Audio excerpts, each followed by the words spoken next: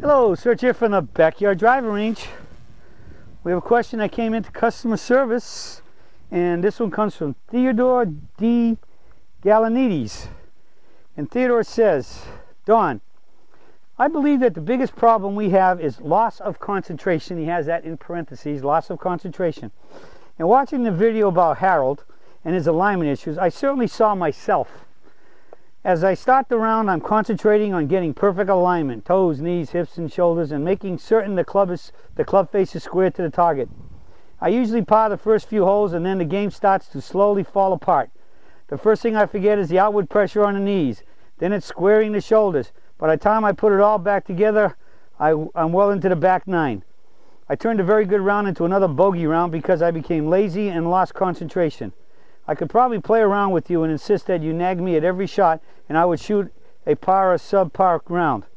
As we get older, I guess we just forget. I am 76, love to play, and I am on the course 3 days a week at 8 a.m. All right, not bad at all. Isn't it great to be able to play golf at least 3 times a week? Peak Performance Swing, as you all know, helps you do that because it's the body-friendly swing.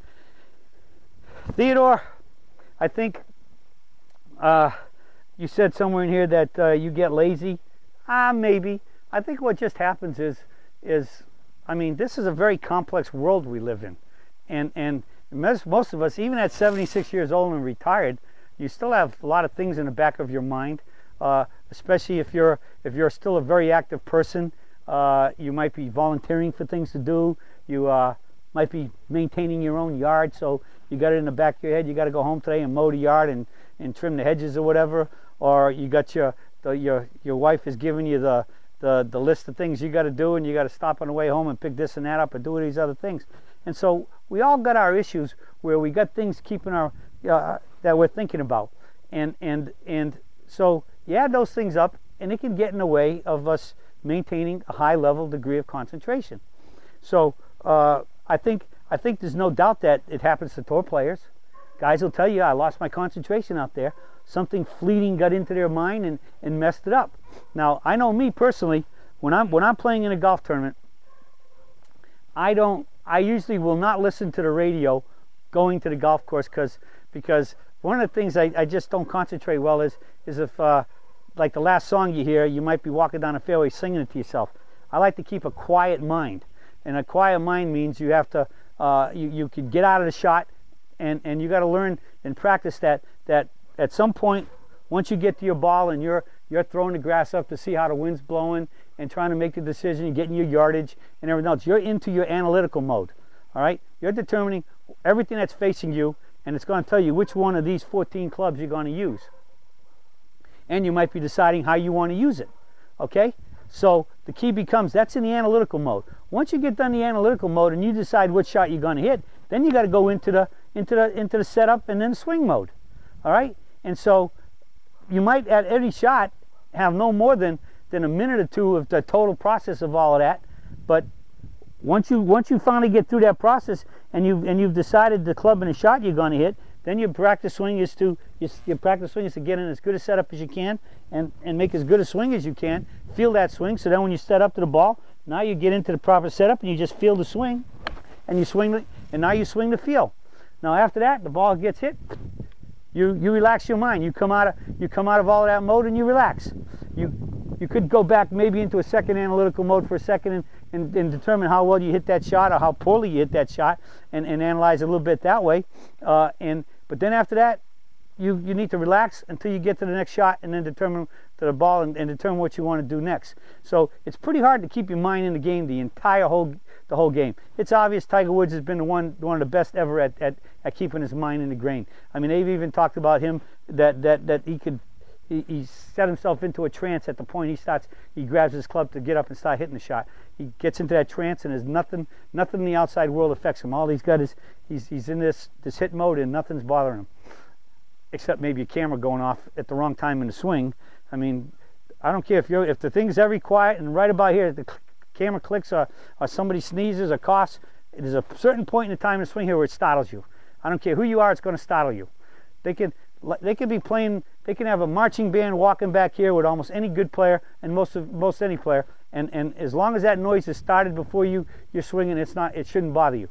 But dead quiet, and all of a sudden something breaks that silence somewhere right about in here on the downswing, it can kick everything out. So don't be alarmed if that happens and you flinch a little bit, and you're going to, very likely you flinch a little, you're going to hit a relatively poor shot most likely. Hopefully it's not so bad that you got penalties involved, or you're going to still get it up and down and make a par. So you got to get in and out. Now, I can't tell you how many times I've had people show up for a golf lesson and they start hitting balls and they say, boy, I've been hitting it terrible. I haven't hit it this good in so long. Gee, I don't know what's going on here. And basically they start to say, well, I guess because you're here, I'm doing it. So just as much as I can make somebody nervous, they could be nervous. Some people bear down more. So again, I think it's an example right there of how that I think we can lose our concentration.